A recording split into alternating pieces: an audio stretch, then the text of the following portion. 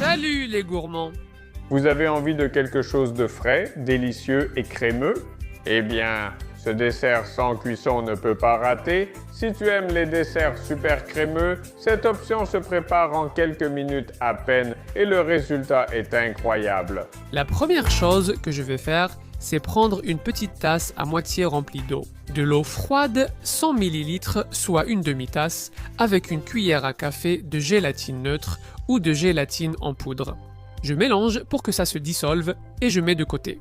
D'autre part, je prends une barquette de fromage à la crème ou de fromage à tartiner, dans ce cas 300 g. Et ce que je fais, c'est bien remuer pour que le fromage devienne encore plus crémeux, jusqu'à ce qu'il soit presque liquide. Donc je donne quelques tours de cuillère. Une fois qu'on a obtenu cette texture sans grumeaux, on ajoute un peu de vanille et on mélange à nouveau. C'est aussi simple que ça. Qu'est-ce qu'on ajoute maintenant? Eh bien, l'édulcorant de votre choix, mais si vous utilisez du lait concentré sucré comme moi, il vous faudra une demi-tasse. Rien de plus. Et ça va lui donner une touche crémeuse, spectaculaire, une vraie merveille. On mélange à nouveau et on ajoute la crème liquide ou la crème fraîche, 500 ml ou 2 tasses et demie. On mélange doucement jusqu'à obtenir un liquide totalement homogène. Et ensuite, ce que nous faisons, c'est prendre cette gélatine que nous avions en train de s'hydrater et la mettre dans un endroit où nous pouvons la chauffer. Le micro-ondes, par exemple, quelques secondes, la gélatine devient liquide, on la verse dans le grand récipient, on mélange bien et la crème est prête. Ça ne pourrait pas être plus facile. Maintenant, on prend du lait et des biscuits et on va tremper les biscuits dans le lait, puis les placer dans le récipient où on va préparer le dessert. C'est facultatif, mais ça rend le tout délicieux. J'utilise des biscuits type Maria et je vais en mettre 6 à la base, donc 1, 2, 3, 4, 5 et 6.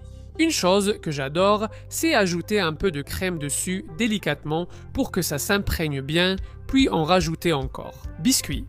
Il est important que les biscuits soient bien imbibés pour qu'ils n'aient pas d'air et qu'ils flottent moins.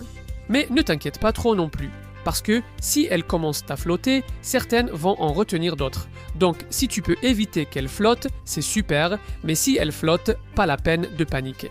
Une fois que tu as mis la deuxième couche, pareil, tu remets du liquide et tu alternes les couches de biscuits et de crème jusqu'à ce que toute la crème soit à l'intérieur. C'est facile, non? Tu ne t'y attendais sûrement pas. Ainsi,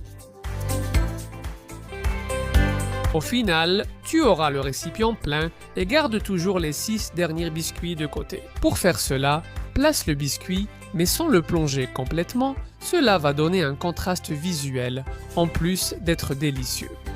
C'est déjà prêt à être mis au réfrigérateur, où je recommande de le laisser au moins 3 ou 4 heures.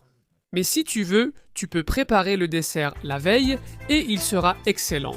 Il ne te reste plus qu'à ouvrir le réfrigérateur et l'apporter à table pour en profiter. Si tu veux, tu peux lui donner la touche finale avec un peu de cacao ou, mieux encore, un peu de cannelle saupoudrée dessus. Regarde, regarde, regarde, regarde, regarde, regarde et regarde encore. Quel morceau de dessert crémeux, idéal à manger à la cuillère et à savourer. Délicieux! Sans four, facile, sans œufs, pourrais-tu aussi le faire sans sucre? Une véritable merveille dont je suis convaincu que si tu l'essaies, tu en redemanderas, c'est sûr. Et c'est vrai que les desserts faits maison, quand ils sont bien frais, donnent encore plus envie, en tout cas pour moi.